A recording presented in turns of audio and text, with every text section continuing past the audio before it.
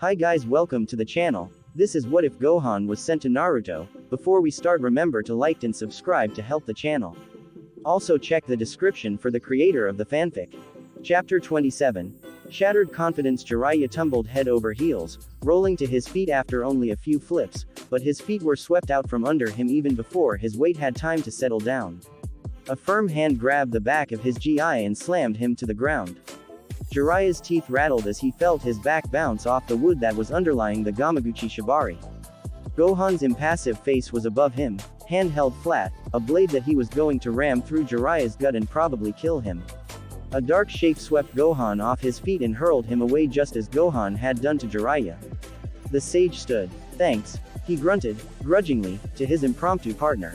Uchiha Itachi, missing Nin, butcher of an entire clan, currently wanted, and a member of the secretive Akatsuki, nodded, sparing Jiraiya only a quick glance before returning his Sharingan-enhanced gaze on Gohan, who was already on his feet and trotting forwards at a brisk pace, a precursor to an all-out charge. Gohan suddenly broke into a sprint and vanished. Jiraiya spun on a hunch, trusting Itachi to watch his back should the old man's guess prove to be wrong. It wasn't. Gohan was behind Jiraiya, fist already halfway to the old man's face. Jiraiya avoided the blow. He knew that blocking would break his arms into tiny pieces. It would be like trying to stop a Doden Jutsu. Low and inside Gohan's guard, Jiraiya unloaded, smashing a quick double tap into the boy's rock-hard midsection. The punches were chakra-enhanced though, and Gohan folded, sightless eyes wide with what might have been surprise. Or it could have been an instinctive reaction, Jiraiya wasn't too sure. Jiraiya snapped the top of his wrist into the boy's jaw, rocking him backwards. A foot pushed off his back. Itachi hung in the air, flinging a volley of shuriken at the unconscious boy. It was a point-blank strike. You would be hard-pressed to find a shinobi that could dodge in time, but Gohan wasn't a ninja and his movements weren't his own. He vanished. A hand braced itself on the sage's back. Jiraiya threw a glance of his shoulder. Gohan was on his back, holding his body aloft with one hand, both heels flashing for Itachi's chin. Jiraiya spun, taking away Gohan's support and weakening the blow. Itachi smashed into the top of Gamaguchi Shibari anyway, but the fleshy jutsu cushioned his impact, allowing the Uchiha traitor to drop soundlessly and gently to the floor. Jiraiya used the momentum of his spin to launch another hammer blow punch at Gohan, but the blonde-haired teen blocked it with an open palm, twisted the open hand and deflected Jiraiya's blow to the outside. The old man had no choice but to follow his momentum, bringing his face within easy striking distance of the warrior's deadly fists. Pain erupted behind Jiraiya's eyes as a vicious palm strike smashed into his nose. The sage felt blood splash over his face and for a second he had trouble breathing. His nose had been broken. Only then was the Sannin aware of lying on the squishy floor of the toad mouth trap. He didn't even remember falling. Or maybe the term was flying, since his back hurt like a son of a bitch. Itachi slammed into the wall next to Jiraiya only a few seconds later. Jiraiya pushed himself upright with a groan, gingerly feeling his shattered nose. He braced himself and gave the bridge a squeeze.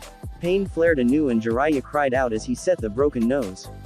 It would have to do for now until he could either get one of the healer toads or see a human doctor, whichever came first. Of course, that assumed he and Itachi survived this little encounter. Have we gotten any good hits in on this kid? Jiraiya asked. Itachi shook his head a negative, but he could have just been trying to clear the daze he had to be in. No, Jiraiya-sama, he murmured, staggering to his feet then helping the older shinobi up. He's gotten much faster and he doesn't have to react like we do. What do you mean? A human, in order to take an action, has to process the situation, devise a plan to deal with the situation, act on that plan, then analyze the results and begin to repeat the process. This can take a few seconds or a few milliseconds, depending on the person. Gohan-kun is unconscious. He's not thinking. The seal is doing the work for him. He has no reaction time. The seal is using what it has available to it to fight us. That's why we can't hit him. Yes. So to beat him, we would have to interfere with the seal somehow, but that means we would have to devise a seal of constraint that is similar in purpose to the Fuja Huan but at the same time, doesn't rely on the user's willpower, and it would have to be self-sustaining and have no ill effects. The sage shook his head but instantly regretted it when his mind filled with fog. It would take weeks, maybe even months, of research, design, and analysis. We don't have that kind of time. There is one alternative. Jiraiya felt cold. He knew where Itachi was going. Deprive the seal of resources, the Sannin murmured. In other words, kill Gohan. Itachi's silence was all the confirmation that the sage needed. Unbelievable. I can't believe I have to take a teenager this seriously. You can't kill him. Naruto protested from inside his cocoon of Toad's stomach. You can't. There has to be some other way. If you've got one, I'd love to hear it. Jiraiya shouted. In case you haven't noticed, I'm a Sannin and the Uchiha here is one of the foremost geniuses that has ever been produced by Konoha. And we're utterly powerless. He glared at Gohan. This is the only solution, Naruto. But, no buts. Naruto's teacher bellowed. You'll listen to me for once. This is the way things have to be. We have no other alternative. If we don't stop him here, there's no telling what he'll do to the town. Hell, there's no telling what he'll do to the world if we let him run amok. A Rasengan flared to life in Jiraiya's palm. He shot a smoldering glare at Itachi. Ready. Without so much as a word between them, the two shinobi shot at Gohan as fast as they could. Jiraiya couldn't see. He was moving too fast. If Gohan countered this, the Sannin would die.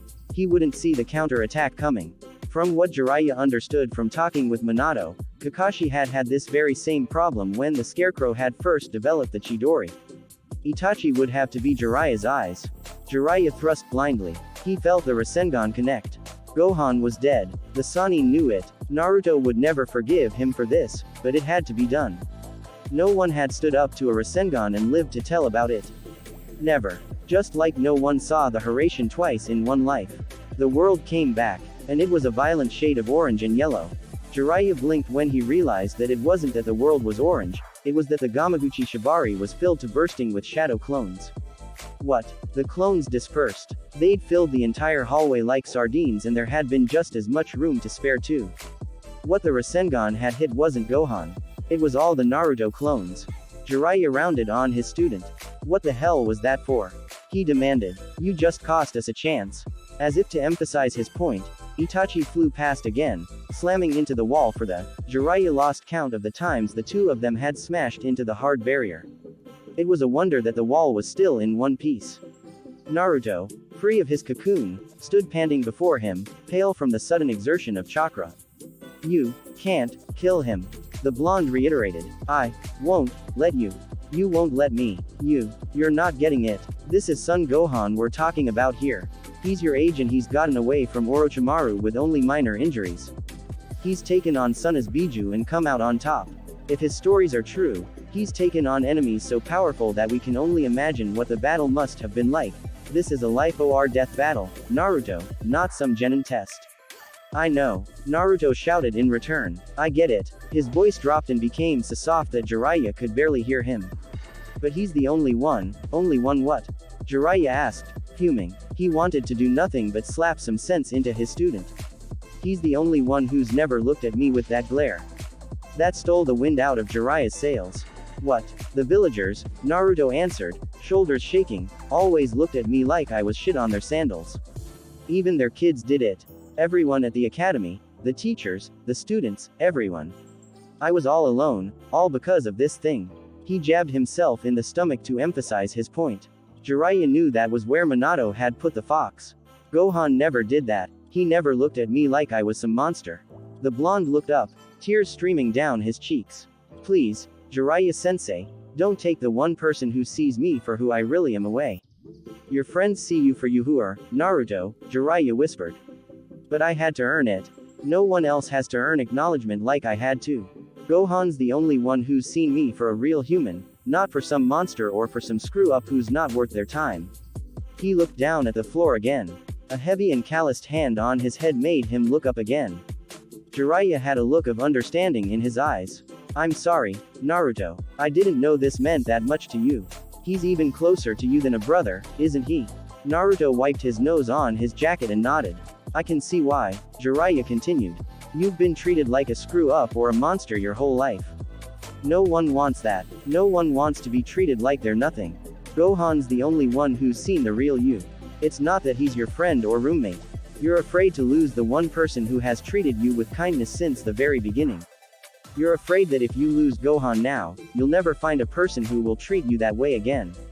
Naruto nodded again. Alright, I get it. Jiraiya ruffled Naruto's hair and glanced at Itachi. who was only now just beginning to climb back to his feet. Itachi, I'm sorry, but I can't kill Gohan. It would deprive Naruto of something that he's never had before. I've been unconscious, Itachi answered. What would that be? Unconditional acknowledgement. Gohan's the only one who's acknowledged Naruto without Naruto having to earn it. He's the only one who's never had some sort of prior prejudice against my student here. That's one of the basic needs of any human. What right do we have to deprive Naruto of that? If Gohan-kun kills us, many will lose their lives, Itachi answered. You would sacrifice the lives of potentially thousands of people just to save this one life. That's irrational, Jiraiya-sama. You're right, Jiraiya replied. But I'm not rational. I would sacrifice the world for one friend. So would Naruto, so would Gohan, and so would the Yondaime Hokage. Jiraiya faced Gohan, who'd remained as still as a statue during the whole exchange. Jiraiya found that odd. He'd had plenty of chances to attack them while Naruto and Jiraiya were arguing. I wonder what? Naruto asked. Gohan's had plenty of chances to attack us, but he hasn't. Why, Itachi? Yes, Jiraiya-sama, where were you and that shark man standing when Gohan attacked the first time? In this half of the hall. Where Gohan was, Itachi nodded. Jiraiya grinned. I think I might have found a way to stop him without killing him. Naruto. Yeah, make a shadow clone and send it to attack Gohan. What? I'm not going to do, Naruto. Just do it. The clone probably won't even get close. Fine. Kage Bunshin no Jutsu. The Naruto appeared with a pop and charged at Gohan. The Super Saiyan was standing at the other end of the hall. The hallway was about 20 to 30 yards long, the two fighting parties standing at the extreme ends. When Naruto's shadow clone passed the halfway mark, Gohan's sightless eyes focused in on it. 10 feet after that, Gohan exploded into motion, appearing behind the Kage Bunshin and slashing one vicious knife strike through its neck, shearing the head from the shoulders. The clone popped and Gohan resumed his motionless state, but he was watching Jiraiya, Itachi, and Naruto now. Jiraiya grinned, triumphantly. Thought so. What? Naruto asked. Gohan's not in command of his body. The seal is, if Gohan were conscious, he'd see us and, if he acted anything like Sasuke does, he would attack us. Both Konoha shinobi missed Itachi mouthed the words, act like Sasuke, a puzzled look in his crimson eyes. Only seconds later, the puzzlement turned to shock, then anger. Orochimaru, Itachi snarled softly, keeping his voice low.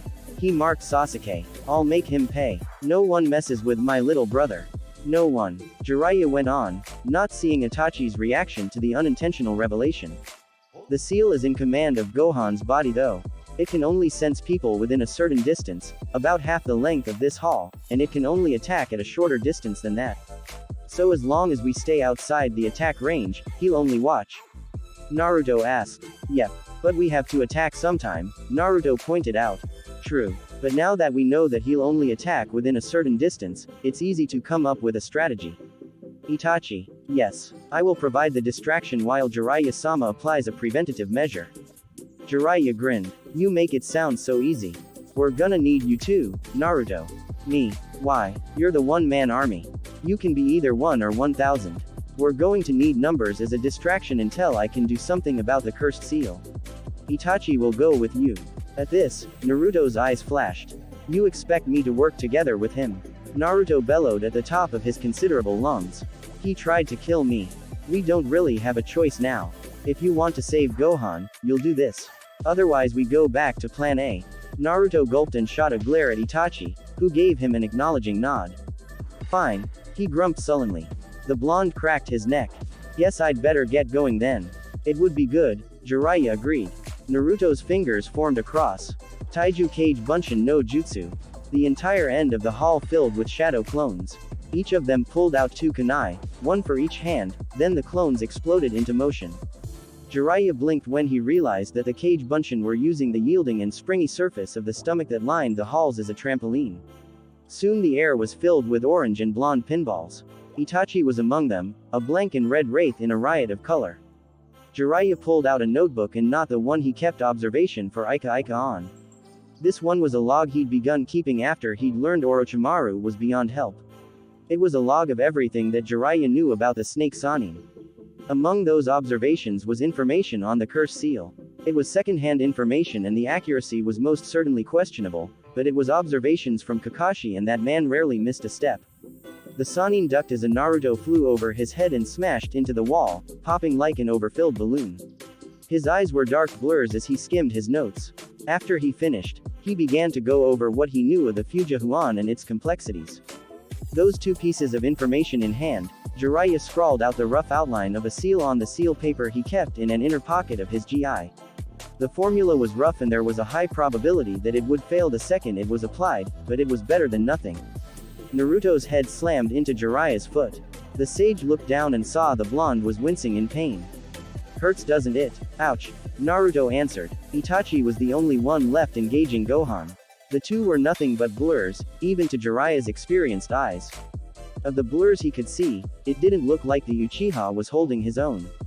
Jiraiya shook his head. Gohan was frightening, he really was. If this was what he would be like if and when that second seal of his was released, Orochimaru would do well to run for the hills. Jiraiya tore off the seal paper and took a deep breath. Naruto, have the energy for one more. Naruto was on his feet in a blink. Who do you think you're talking to, Aro Sennin? Of course I've got the energy. The pervert chuckled. No doubt there, I guess. Alright, do it. I have to get close enough to use this. He held up the paper with the seal on it. The squiggly designs looked oddly like the Fujihuan, but at the same time, there was a secondary seal inside the small circle of the main seal. Here we go. Taiju Kage Bunshin no Jutsu. The hall was again filled with bouncing orange blurs. This time, Jiraiya was among them, using the same method to try and mix in with the clones. Gohan was a blur of motion. Smoke was filling the air around him as his fist and feet flashed here and there, catching Naruto's and Itachi in the gut, head, chin, chest, and thighs. Itachi was flung clear many times, but the Uchiha was always in the fray again only seconds after getting thrown away. Naruto's were popping left, right and center, but Jiraiya just kept slipping from the shadow of one clone to the next, waiting for his opportunity. It came by freak coincidence, as often happened in battle. Two Naruto clones went for Gohan's feet while Itachi came in from Gohan's good side. The two clones were destroyed in seconds, but Itachi managed to hold on for a second or two. He was flung clear as well, but it was enough. Jiraiya dropped down behind Gohan, appearing out of the shadow of one of the Kage Bunshin. Gohan spun and elbowed the Sannin in the jaw. Stars exploded in the Sannin's face as he felt his jaw break. At least he thought it broke. Maybe it was only dislocated. It still hurt like a son of a bitch though. A yelp of pain came from Naruto and the blonde genin slammed into Jiraiya's chest, the two of them smashing to the ground in a heap. All three were on their feet in seconds, ready for the Saiyan boy to rush them, but he was frozen stock still. He held as still as marble for a few seconds, then the boy's limbs began to shake and quake, like he was having a seizure. The raindrops of the cursed seal turned white and began to crackle like electricity as Gohan's face twisted in mute surprise.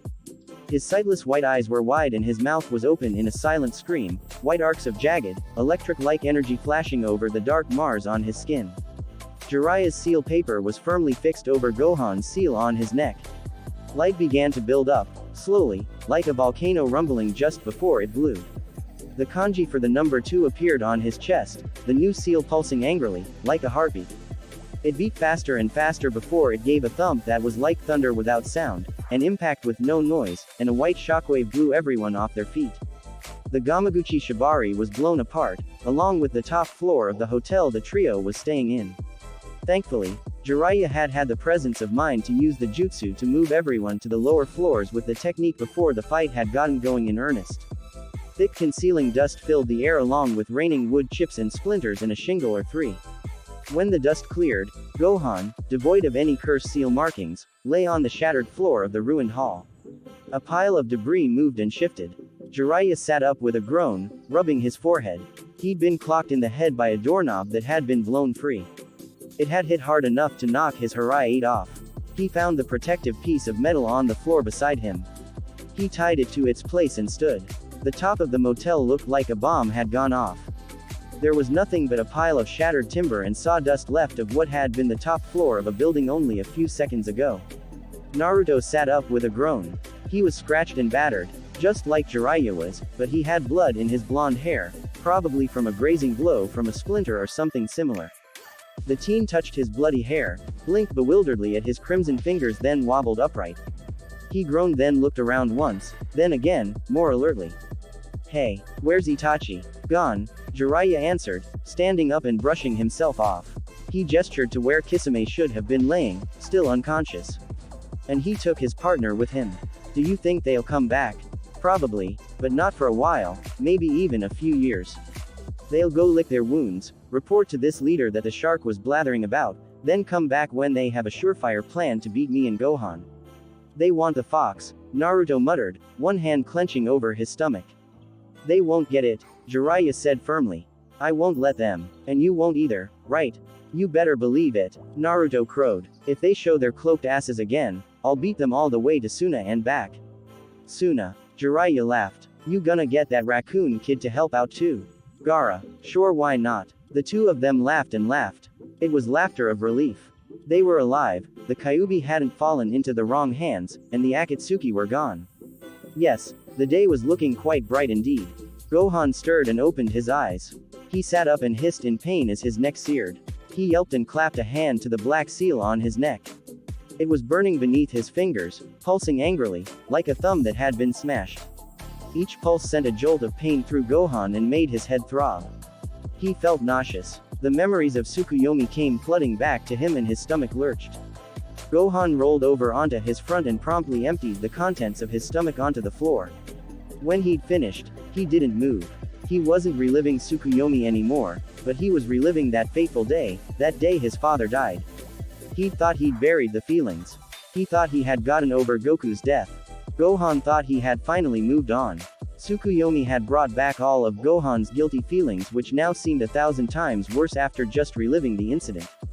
Tears, unbidden, but hot on his cheeks, fell from his eyes, dripping onto the floor. Dad, Gohan whispered, good hand curling into a fist, pushing depressions into the floor. Dad, I'm so sorry. The grief passed, but Gohan remained jumpy, expecting to see Itachi jump from a shadow. The Uchiha had been right. The one thing that Gohan feared more than any other was the loss of his friends. The crushing blow to his psyche had been more than a physical defeat to the young man. It had been an eye-opener. Gohan now knew that there were people here, in this world, that were more powerful than he.